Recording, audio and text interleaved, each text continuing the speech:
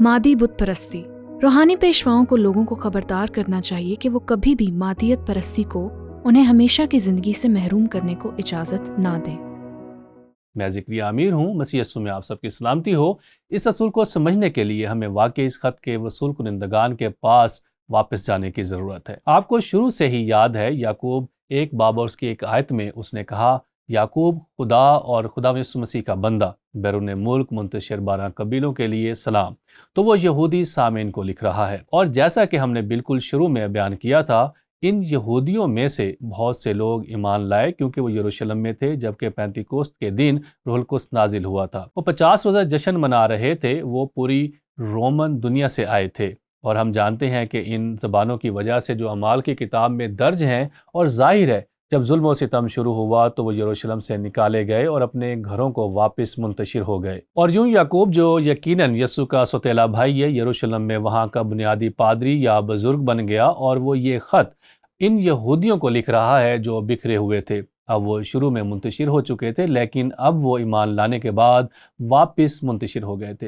लेकिन आपको वाकई ये समझने की ज़रूरत है कि यहूदी बिरादरी जज्बाती और सकाफती तौर पर काफ़ी हद तक एक दूसरे से जुड़ी हुई थी। लिहाजा अगर आप इसे समझते हैं तो आप कुछ समझ जाएंगे कि याकूब यहाँ क्या लिख रहा है, क्योंकि ऐसा लगता है कि वो दरअसल यहूदियों को मुखातिब कर रहा है जो ईमानदार नहीं थे, लेकिन वो यहूदी बिरादरी का हिस्सा थे जिसे वो लिख रहा था। और इसलिए गौर करें कि वो क्या कहता है। वो एक बहुत संजीदा तनबीह करता है, अब आओ अमीर लोगों, तुम पर आने वाली मुसीबतों पर रोएं और मातम करें। अब जैसा कि आप यहाँ पढ़ रहे हैं, आप देखेंगे कि ये तकरीबन जाहिर होता है कि वो सिर्फ यहूदी ईमानदारों को निशाना नहीं बना रहे हैं, बल्कि वो पूरी यहूदी बिरादरी को निशाना बना रहा है, क्योंकि ये बहुत तंग कल्चर था और ये यहूदी ईमानदार गैर ईमानदार यहूदियों के दरमियान रह रहे थे। और इसे जहन में रखें जब हम पढ़ते हैं कि वो यहाँ क्या कहता है, क्योंकि वो वाकई कुछ सीधी सी बातें कहता है।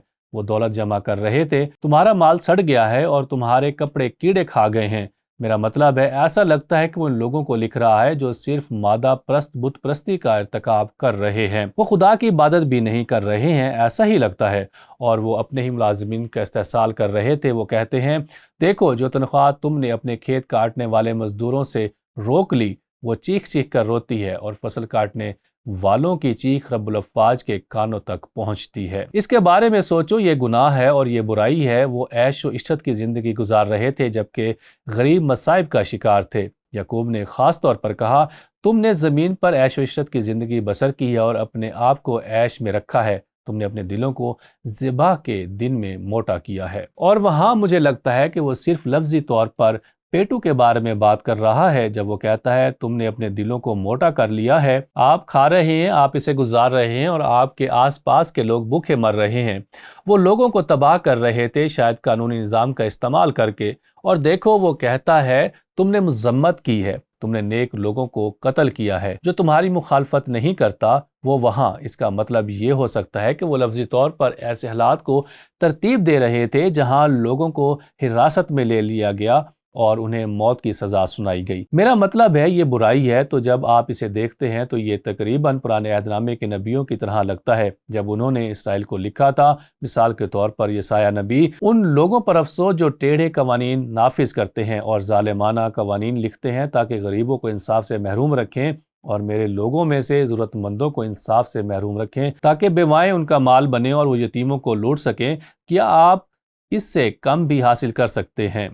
यही वो बुराई थी जो पुराने अहदनामे में यहूदी कबाइल में मौजूद थी। वो कबाइल जो बिखर चुके थे, और याकूब खिताब कर रहे हैं तो ऐसा लगता है कि वो ईमानदारों से ज़्यादा मुखातिब है।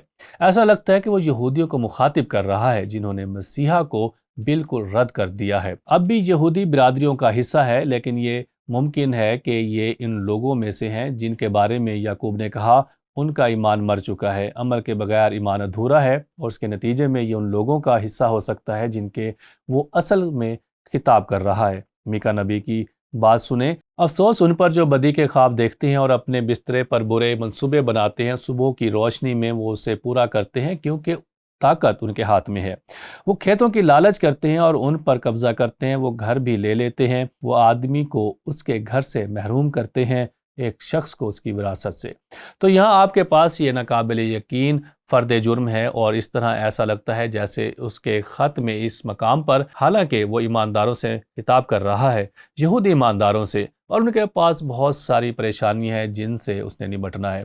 اب وہ اپنے الفاظ کو ان لوگوں کے لیے وسیع کرتا ہے جو یہودی برادری میں ہیں، جنہوں نے مادیت کو اپنا خدا بنا لیا ہے، اور وہ کچھ بہت بہت مضبوط باتیں کہتا ہے۔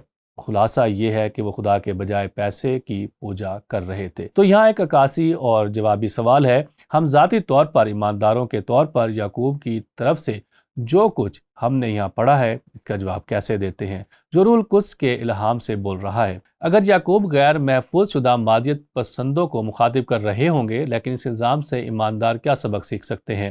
اور پھر میں چاہتا ہوں کہ پولس رسول اس سوال کا جواب دے، کیونکہ وہ اس طرح کے سوالات کے جوابات دینے میں بہت اچھا کام کرتا ہے، اور ایک بار پھر مسئلہ پیسے کا نہیں ہے، یہ ان کے مقاصد اور ان کے دل کا ہے۔ اور ایمانداروں کے طور پر پولس تیموتھیوس کو ہمارے لیے لکھ رہا ہے، پہلی صدی کے ایمانداروں، آج ہمارے لیے آپ دیکھیں کہ وہ کیا کہتا ہے۔ مسئلہ پیسے کی محبت کا ہے، پیسے کا نہیں۔ پہلا تیموتھیوس 6 باب اس کی 6 سے 10 آیت میں، ہاں دینداری قناعت کے ساتھ بڑے نفع کا ذریعہ ہے، کیونکہ نہ ہم دنیا میں کچھ لائے اور نہ کچھ اس میں سے لے جا سکتے ہیں، بس اگر ہمارے پاس کھانے پہننے کو ہے تو اسی پر قناعت کریں۔ لیکن جو دولت مند ہونا چاہتے ہیں وہ ایسی آزمائش اور پھندے اور بہت سے بےہودہ اور نقصان پہنچانے والی خواہشوں میں پھنستے ہیں، جو آدمیوں کو تباہی اور ہلاکت کے دریا میں غرق کر دیتی ہے، کیونکہ زر کی دوستی ہر قسم کی برائی کی جڑ ہے، جس کی آڑ میں بعض نے گمراہ ہو کر اپنے دلوں کو طرح طرح کے غموں سے چھلنی کر لیا۔ تو آخر میں مجھے لگتا ہے کہ یہاں یعقوب کیا کہہ رہا ہے، میرے خیال میں وہ یہاں جو پولس کہہ رہا ہے، اور میرے خیال میں یسوع ان مسائل کے بارے میں کیا کہہ رہا ہے۔ اگر تم میں سے کسی کے پاس پیسہ ہے تو خدا کی حمد کرے، اپنی ضروریات کو پورا کریں، اور جو کچھ آپ کے پاس ہے اس سے لطف اندوز ہوں، لیکن فیاض بنو اور نیکی کرو، پہلے خدا کی بادشاہی اور اس کی راست بازی کو تلاش کرو۔